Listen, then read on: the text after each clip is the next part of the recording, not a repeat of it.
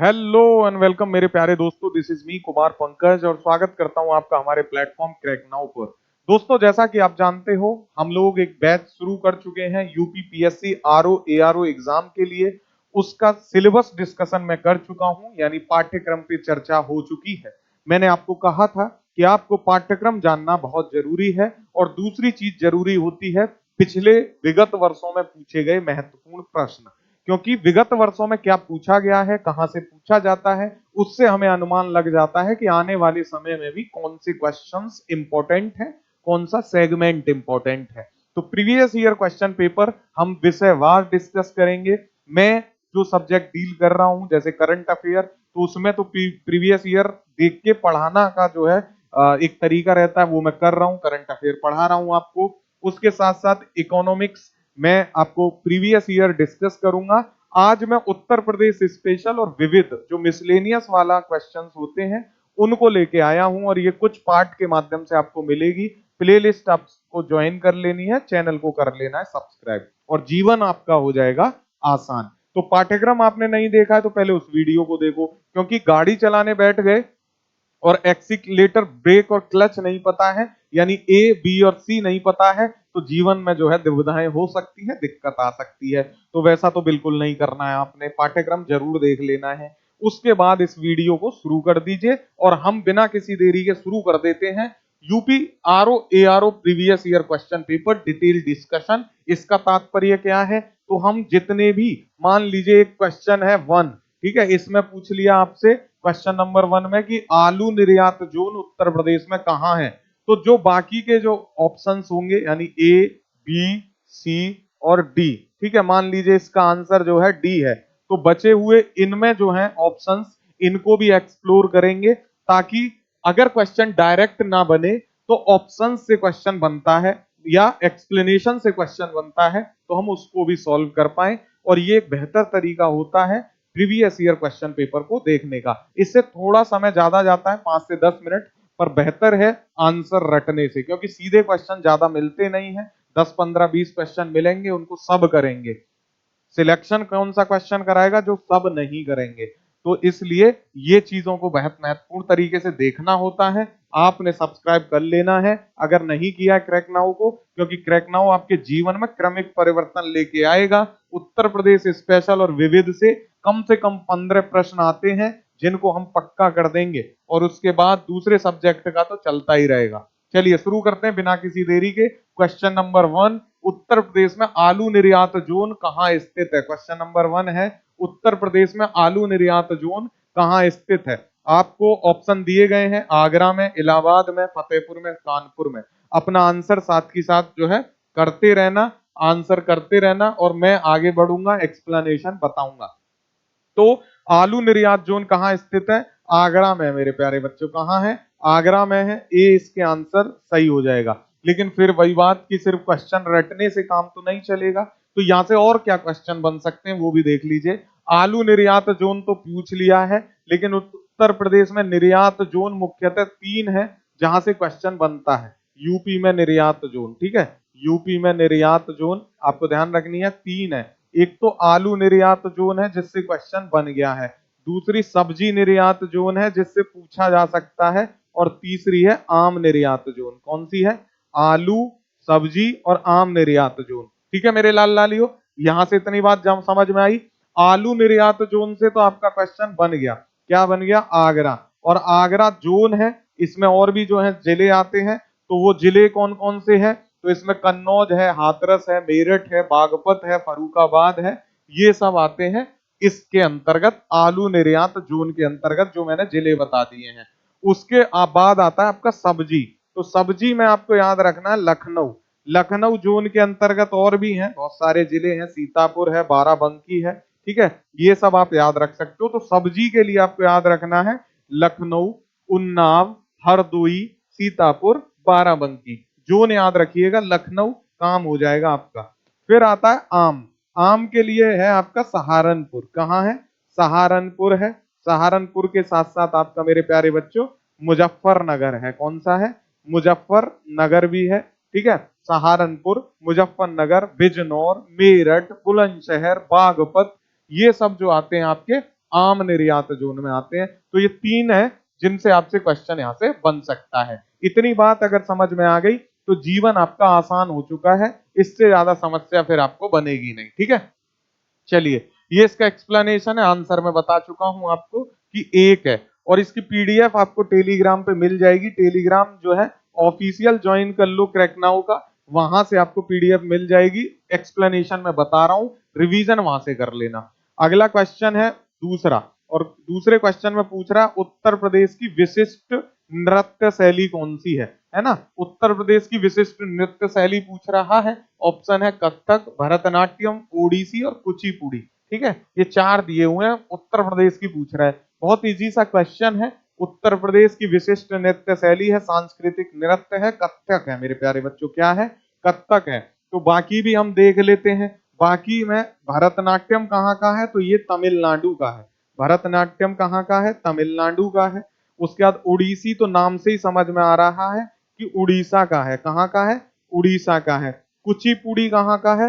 आंध्र प्रदेश का है। कहाँ का है?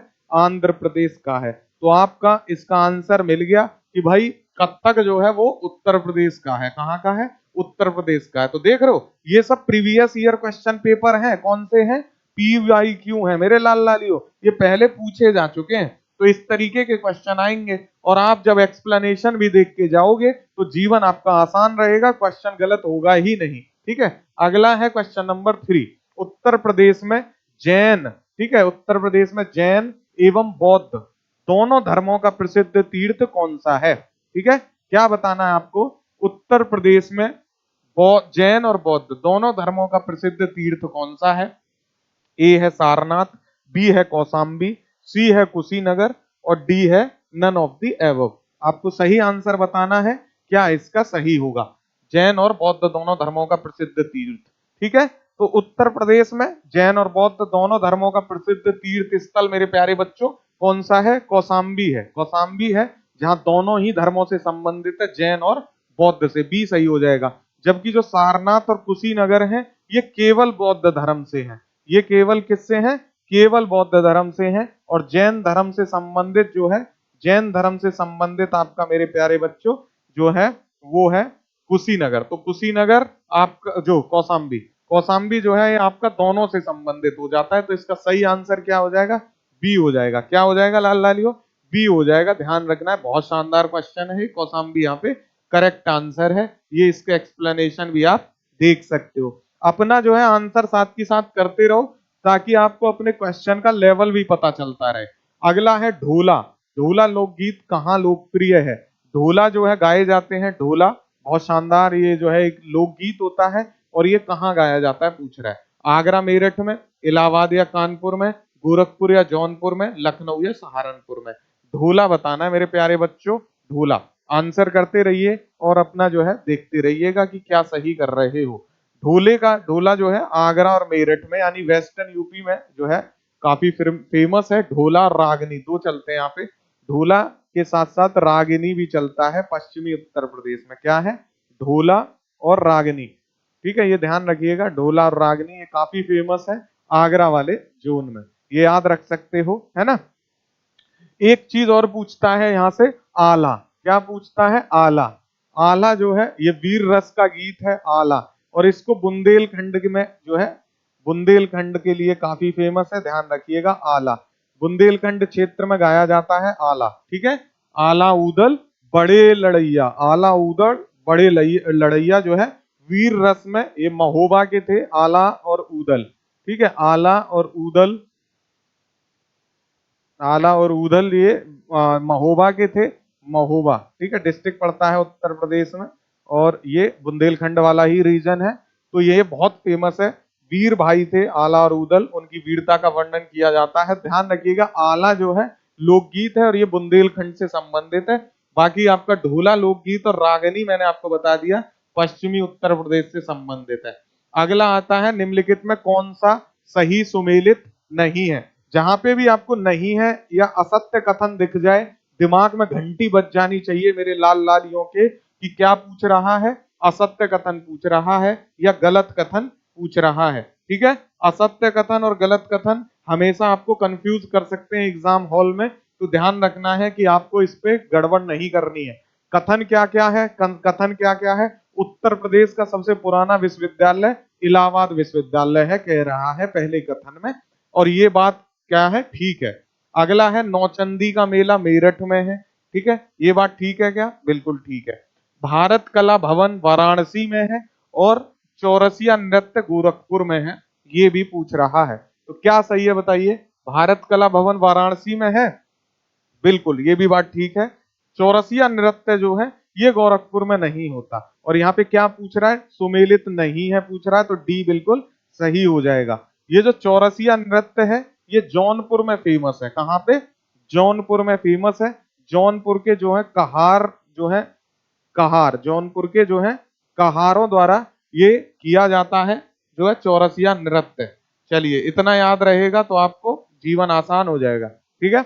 अगला क्वेश्चन देखते हैं। अगला क्वेश्चन, एक मिनट,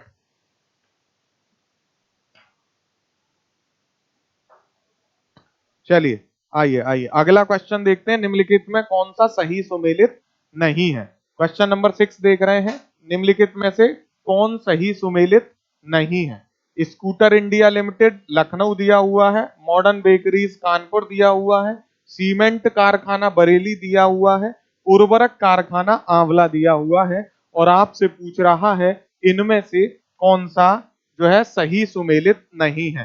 क्वेश्चन नंबर 6 पूछ रहा है कौन सा जो है सही नहीं है। बताइए इसमें से मेरे प्यारे बच्चों कौन सा सही नहीं है? स्कूटर इंडिया लिमिटेड लखनऊ में, ये ठीक है, बिल्कुल ठीक है। मॉडर्न बेकरीज कानपुर में, ये ठीक है क्या? बिल्कुल ठीक है, मॉडर्न बेकरीज कानपुर में है, ये भी बात ठीक है।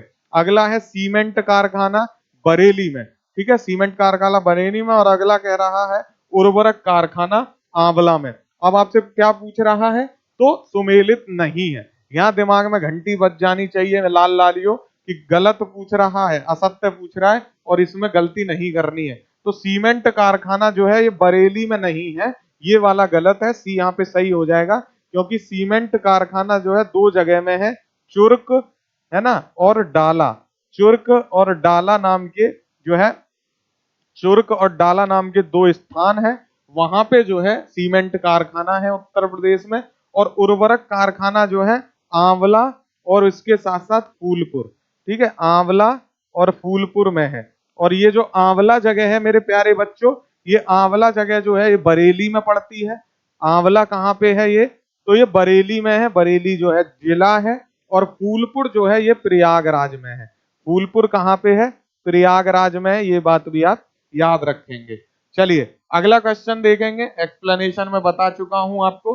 क्वेश्चन नंबर 7, उत्तर प्रदेश में निर्यात उन्मुख सॉफ्टवेयर पार्क कहां स्थापित किए गए हैं? कौन से निर्यात उन्मुख सॉफ्टवेयर पार्क, यानी एक्सपोर्ट के लिए जो है सॉफ्टवेयर टेक्नोलॉजी पार्क कहां पे जो है उत्तर प्रदेश में स्थापित किए गए हैं? ऑप्शन है नोएडा और कानपुर में, कानपुर और लखनऊ में, नोएडा और आगरा में, मेरठ और गाजियाबाद में। सही आंसर करिए इसका। ये PYQ है, सारे प्रीवियस ईयर क्वेश्चन पेपर हैं, तो आपको जो है सब डिस्कस कराए जा रहे हैं ताकि आपका जीवन आसान हो सके। वीडियो पसंद आ रहा है तो लाइक जरूर करके ही जाइएगा और शेयर करिएगा। तो इसका सही आंसर क्या हो जाएगा मेरे प्यारे बच्चों? इसका सही आंसर जो है ए और बी दोनों हो जाएगा। क्या हो जाएगा? ए एंड बी दोनों सही हो जाएगा। आयोग ने इसका आंसर जो है काट दिया था, गलत कर दिया था, क्योंकि नोएडा में भी है निर्यात उन्मुख सॉफ्टवेयर पार्क, कानपुर में भी है और लखनऊ में भी है, ठीक है। तो यहाँ दो आंसर जो है सही हो रहे थे एक साथ। अगर सॉफ्टवेयर टेक्नोलॉजी पार्क की बात करें तो इसको 1991 में जो है केंद्र सरकार ने शुरू किया था software technology park of India को। और इसमें वर्तमान में अगर हम बात करें तो भारत जो है पूरे भारत में कितने हैं? 63 हैं। भारत में 63 हैं। और उत्तर प्रदेश में इनमें से हम जानना चाहें तो उत्तर प्रदेश में जो है मेरे प्यारे बच्चों 5 हैं। कितने हैं? यूपी में 5 हैं। इन 63 में से यूपी में 5 निर्यातोन्मुख पार्क हैं। और सबसे लेटेस्ट कौन सा मैं बता रहा हूं, मेरठ में है, 2021 में बना है। तो सबसे पुराना कौन सा है? नोएडा में है, जो 1991 में ही बना था। लखनऊ में 2001 में बना, कानपुर में 2002 में, प्रयागराज में 2003 में और मेरठ में 2021 में। तो ध्यान रखिएगा इन पांचों में से जो है उत्तर प्रदेश में कितने हैं? जो है 5 है और 63 जो है इंडिया में है, ये ध्यान रखना है आपको, ठीक है। चलिए, तो वहां आंसर क्या हो गया था, ए और बी दोनों हो गया था, बट यूपी सरकार जो है आयोग ने इसको हटा दिया था क्योंकि दिक्कत थी। अगला क्वेश्चन है जो है सूची 1 को सूची 2 से सुमेलित कीजिए तथा सूचियों के नीचे दिए गए कूट का उपयोग करके सही उत्तर चुनिए। एक तरफ आपको पार्क और जोन दिया हुआ है, दूसरी तरफ आपको डिस्ट्रिक्ट दिए हुए हैं। पार्क और जोन और दूसरी तरफ डिस्ट्रिक्ट, ठीक है। तो एक यहाँ ए में दिया है अप्रैल पार्क, बी में दिया है बायोटेक्नोलॉजी पार्क, सी में दिया है एग्रो प्रोसेसिंग जोन, डी में दिया है लेबर टेक्नोलॉजी पार्क। और आपको सामने वाले जिले से इनका मिलान करना है कि कौन सा इसमें सही है, ठीक है प्यारे बच्चों। तो देखिए मिलान करते हैं, apparel park, biotechnology park, agro processing zone और लेबर टेक्नोलॉजी पार्क, ये 4 हैं। आंसर करेंगे आप लोग, मैं भी बताना शुरू करता हूं। तो जो आपका अप्रैल पार्क है मेरे प्यारे बच्चों, ये कहां पे है, कानपुर में है। तो ए का क्या हो जाएगा, 3 हो जाएगा। अप्रैल पार्क आपका कानपुर में है। उसके बाद आता है आपका बायोटेक्नोलॉजी पार्क। बायोटेक्नोलॉजी पार्क आपका है लखनऊ में। कहां पे है, लखनऊ में है। तो बी का आपका 4 हो जाएगा, ठीक है। उसके बाद आपका 3 और 4, ए का 3 बी का 4 देख लेते हैं। ए का 3 और ए का 3 यहाँ पे है, तो ये कट गया और ये कट गया। ए का 3 और बी का 4, तो ए बन गया आपका, ए बन गया, ठीक है। तो ए के हिसाब से सी का क्या बन रहा है आपका, एग्रो प्रोसेसिंग जोन जो है आपका सहारनपुर में, ठीक है। और डी का आपका क्या बन रहा है, लेबर टेक्नोलॉजी पार्क आपका उन्नाव में। 3 4 2 1 बिल्कुल सही आंसर, 8 का हो जाएगा ए, ठीक है। ये एक्सप्लेनेशन है। अपारेल पार्क आपका है कानपुर में, ठीक है।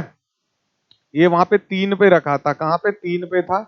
और बायोटेक्नोलॉजी पार्क 4 पे था, ठीक है।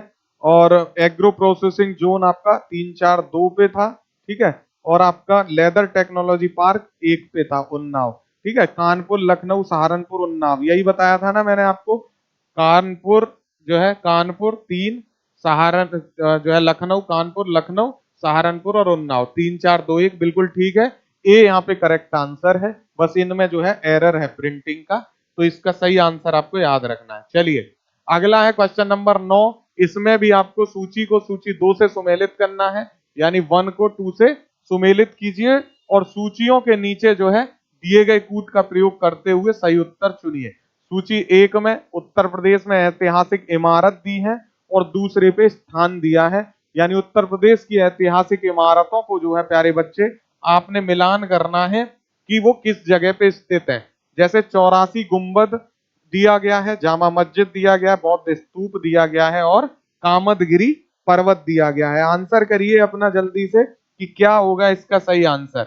84 गुंबद, जामा मस्जिद, बौद्ध स्तूप और कामदगिरी पर्वत, ठीक है। तो इसका सही आंसर बताना है आपको प्यारे बच्चे। तो 84 गुंबद का सही आंसर क्या है, जालौन है। क्या है, 84 गुंबद कहाँ पे है, जालौन में मेरे लाल लालियो। उसके बाद बौद्ध स्तूप आपका कहाँ है, बौद्ध स्तूप है आपका, बौद्ध स्तूप है आपका मुरादाबाद में। कहाँ पे, मुरादाबाद में आपका बौद्ध स्तूप, ठीक है। मुरादाबाद में आपका बौद्ध स्तूप। उसके बाद आपका जो है माफ कीजिएगा, जामा मस्जिद जो है आपकी मुरादाबाद में। फिर से मिलान करते हैं एक बार, तो आ जाइए। जो आपका है 84 गुंबद, ये है जालौन में। कहाँ है, जालौन में। जामा मस्जिद है आपकी मुरादाबाद में। कहाँ है, मुरादाबाद में, ठीक है। और आपका बौद्ध स्तूप कहाँ है, बौद्ध स्तूप है आपका कुशीनगर में, कुशीनगर में। और कामदगिरी पर्वत कहाँ है, चित्रकूट में, ठीक है। तो अगर आप इसमें एक भी जानते रहते, मान लीजिए आपको जो है कामदगिरी पर्वत ही पता होता या 84 गुंबद पता होता, तो ए का 4 करते तो भी आपके 2 हट जाते, ठीक है। और आप कामदगिरी पर्वत डी का 1 कर देते तो भी आपके 2 हट जाते। तो इस तरह जो है एलिमिनेट करने से जीवन आसान होता है। और हमने देखा 84 गुंबद जो है आपका 4, ए का 4 हो रहा है। बी जामा मस्जिद जो है मुरादाबाद हो रहा है, तो ए का 4 3, 4 3 4 3, ठीक है। 4 3 में ये भी कट जाता, 4 3 2 1 सही आंसर हो जाता और सी आंसर बन जाता। इसका क्या बन जाता, सी आंसर बन जाता, 4 3 2 1, ठीक है। तो ये यहाँ पे सही आंसर हो जाता। आपके आंसर कैसे हो रहे हैं मुझे बताइए, आप लोग सही कर रहे हो कि नहीं, बताना है, याद भी करना है। 84 गुंबद जो है जालौन में है ना। जामा मस्जिद आपकी मुरादाबाद में है, बौद्ध स्तूप कुशीनगर में है और कामदगिरी पर्वत चित्रकूट में है। और ये जामा मस्जिद उत्तर प्रदेश की है, तो कंफ्यूज मत होइएगा। इस तरीके के क्वेश्चन आपको आरओ एआरओ में तो देखने मिलेंगे, क्योंकि आरओ एआरओ जो है बहुत महत्वपूर्ण एग्जाम है आपके पॉइंट ऑफ व्यू से। अगला है निम्नलिखित युग्मों में से कौन सा सही सुमेलित नहीं है। फिर से आया एक नहीं है, क्या आया, फिर से नहीं है पूछ रहा है, और नहीं है में जीवन आपको आसान करना है अपना।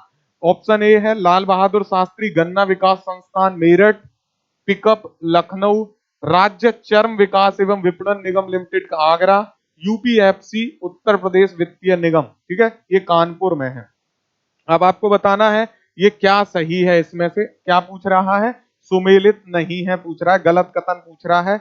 और इसमें दिया हुआ है लाल बहादुर शास्त्री गन्ना विकास संस्थान मेरठ, है ना, पिकअप लखनऊ। बताइए क्या है, तो यूपीएफसी जो है यानी जो है उत्तर प्रदेश फाइनेंशियल कॉरपोरेशन, यूपीएफसी का मतलब क्या हो गया, उत्तर प्रदेश फाइनेंशियल कॉरपोरेशन, ये उत्तर प्रदेश वित्तीय निगम कानपुर में है, ये बात ठीक है।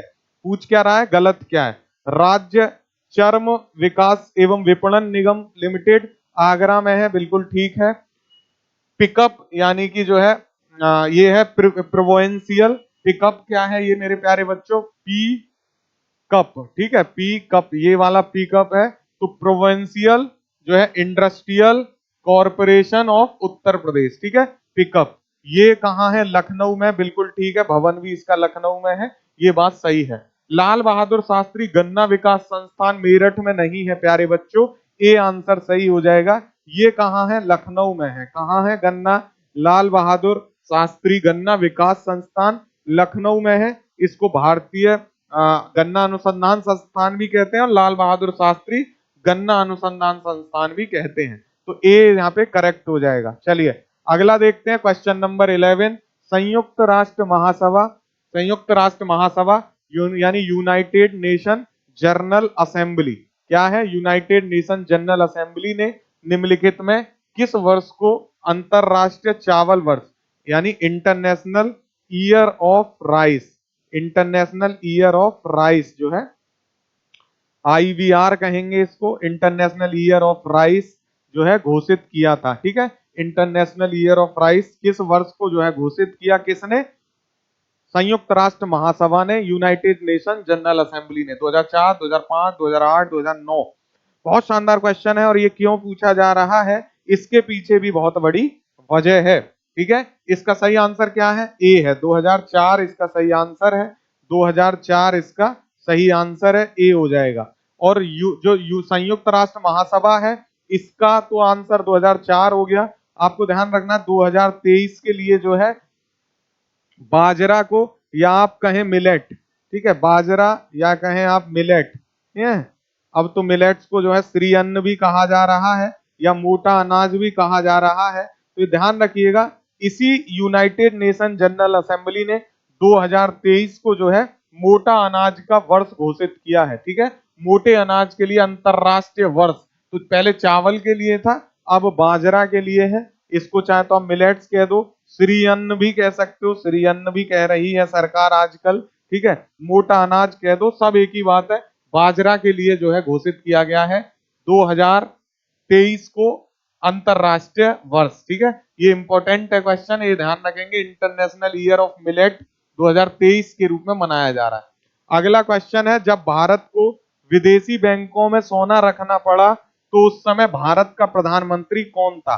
एक बार भारत में जो है आर्थिक स्थिति बहुत खराब हो गई, फॉरेन रिजर्व जो है विदेशी जो भंडार है, विदेशी मुद्रा भंडार वो बहुत शून्य हो गया, नगण्य हो गया, और हमारी स्थिति जो है बहुत ही ज्यादा खराब हो गई थी। तो उस विदेशी मुद्रा भंडार के साथ साथ जो है हमको विदेशी बैंकों में अपना सोना रखना पड़ा ताकि हम ऋण प्राप्त कर पाए और अपनी आर्थिक जरूरतें पूरा कर पाए।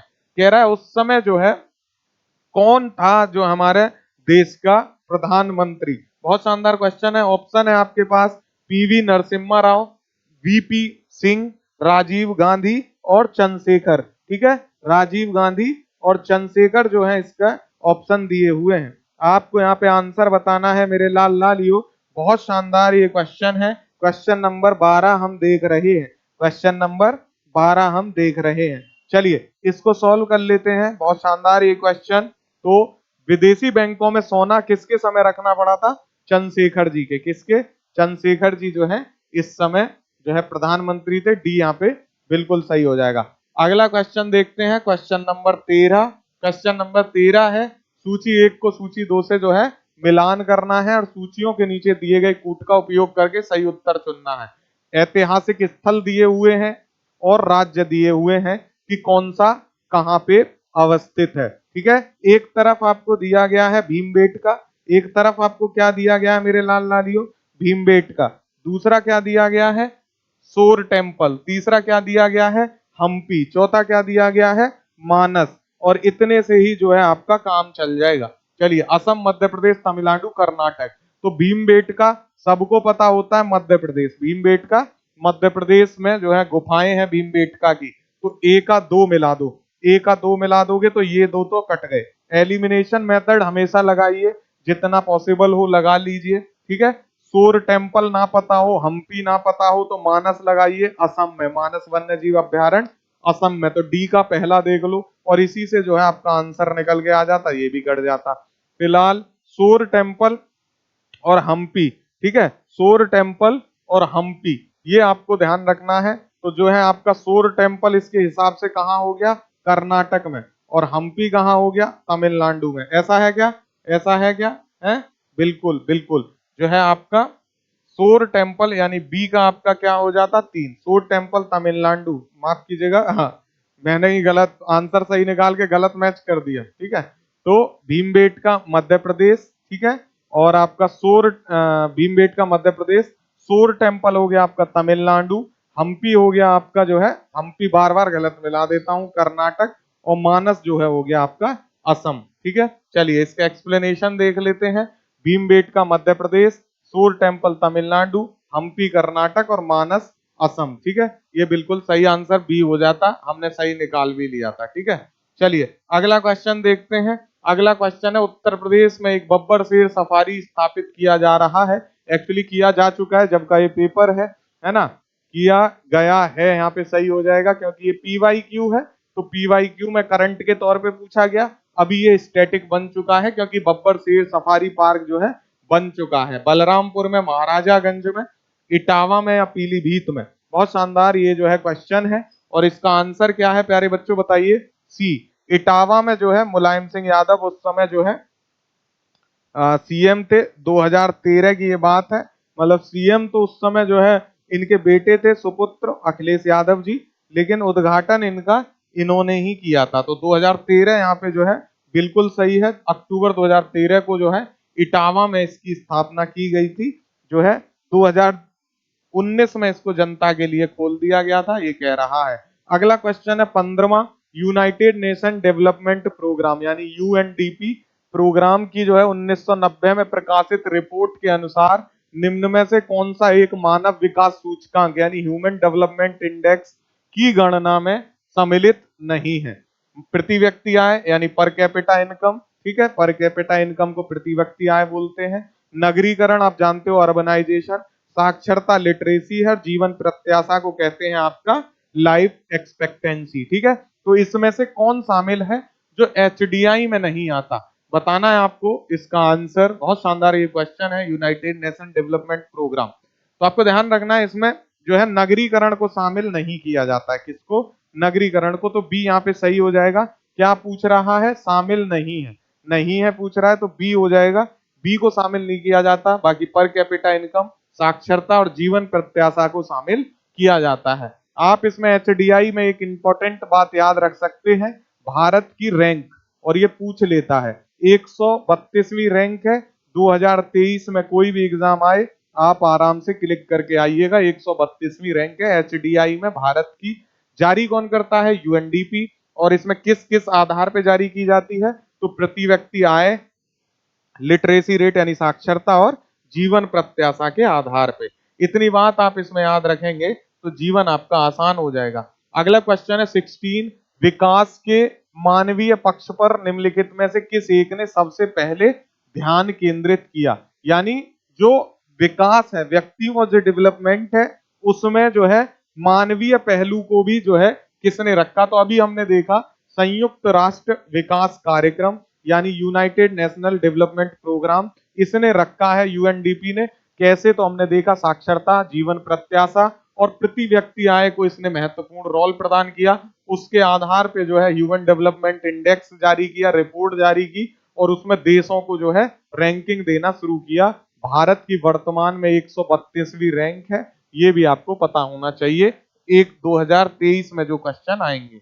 चलिए अगला है, इसका आंसर जो है मैं बता चुका हूं। और अमर्त्य सेन जो है, ये ध्यान रखिएगा, इनका महत्वपूर्ण योगदान है, भारतीय अर्थशास्त्री, इनको नोबेल पुरस्कार भी मिल चुका है। अगला क्वेश्चन है 17, कुरियर सेवा से प्रतिस्पर्धा के लिए भारतीय डाक विभाग ने द्रुत डाक सेवा का आरंभ कब किया था? क्या नाम है? द्रुत डाक सेवा। तो आपको पता होगा 1990 के समय में जो है कुरियर सर्विसेज शुरू हो गई थी और प्राइवेटाइजेशन शुरू हो रहा था। एलपीजी आता है 1991 में, लिबरलाइजेशन, प्राइवेटाइजेशन और ग्लोबलाइजेशन। उससे पहले जो है कुरियर सेवा ये शुरू हो गई थी प्राइवेट, है ना, यहाँ देख रहे हो सब 1991 से पहले की डेट है। तो कुरियर सेवा प्राइवेट थी और द्रुत डाक सेवा पोस्टल बैंक को जो है शुरू करनी पड़ी ताकि इसको जो है कंपटीशन दिया जा सके और आशिक लोग जो है अपनी प्रेमिकाओं को पत्र सरकारी माध्यम से भेजें, प्राइवेट माध्यम से नहीं। तो इसका सेवा का आरंभ कब किया गया, ये पूछ रहा है, कुरियर सेवा से प्रतिस्पर्धा के लिए, क्वेश्चन नंबर 17।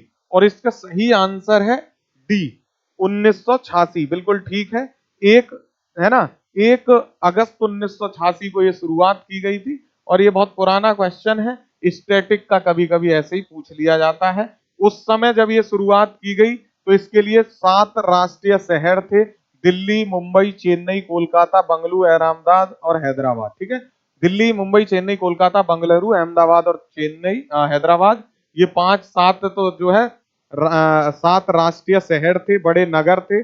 और 5 जो है अंतरराष्ट्रीय आपके शहर थे, जो है देश थे, यूके, अमेरिका, जर्मनी, जापान और हांगकांग, जहां पे ये सुविधा शुरू की गई थी। वर्तमान में इसमें 74 तो भारतीय नगर हैं, है ना, राष्ट्रीय नगर हैं, और 74 देश हैं। तो देख रहे हो 7 और 5 से बढ़ के ये कहां पहुंच गई? 74, और ये भी 74। ठीक है, तो ये काफी इजाफा किया है इसने, और इसीलिए इसका डिस्कशन भी हुआ, इसीलिए करंट का विषय भी बना। तो ये कुछ पार्ट 1 के हमने 17 क्वेश्चन देखे। इसी तरह पार्ट 2, पार्ट 3, पार्ट 4 आता रहेगा जब तक PYQ आपके मिसलेनियस के और यूपी स्पेशल के खत्म नहीं हो जाते। फिर हम दूसरा सब्जेक्ट शुरू कर देंगे। प्लेलिस्ट आपको जो है जरूर देख लेनी है सारी, प्लेलिस्ट देखते ही जीवन आसान हो जाएगा। ठीक है, PDF के लिए आपको जो है टेलीग्राम है हमारा, क्रैक नाउ ऑफिशियल के नाम से। क्या नाम है? क्रैक नाउ ऑफिशियल है, क्रैक नाउ ऑफिशियल लिख दो और आपको जो है क्रैक नाउ का जो है ऑफिशियल जो है टेलीग्राम ग्रुप दिखेगा, वहां ज्वाइन हो जाओ। PDF, current affair, MCQ quiz सब मिलता है वहां पे, आप वहां ज्वाइन कर सकते हो। YouTube पे नए हो तो सब्सक्राइब करो हमको। कोई आपकी क्वेरी है, किसी कोर्स से जुड़ना है, कोई और बात है, तो आप इस नंबर पे हमको जो है व्हाट्सअप कर सकते हैं, 9718901301 पे समाधान आपका किया जाएगा। ठीक है, सब्सक्राइब कर लीजिए। और आप यहां तक देख चुके हैं वीडियो को तो आप धन्यवाद के पात्र हैं कि आपने पूरी वीडियो देख ली, उसके लिए थैंक यू सो मच। पढ़ते रहिए, स्वस्थ रहिए, मजबूत रहिए और all the best for your exam. Have a good day. जय हिंद।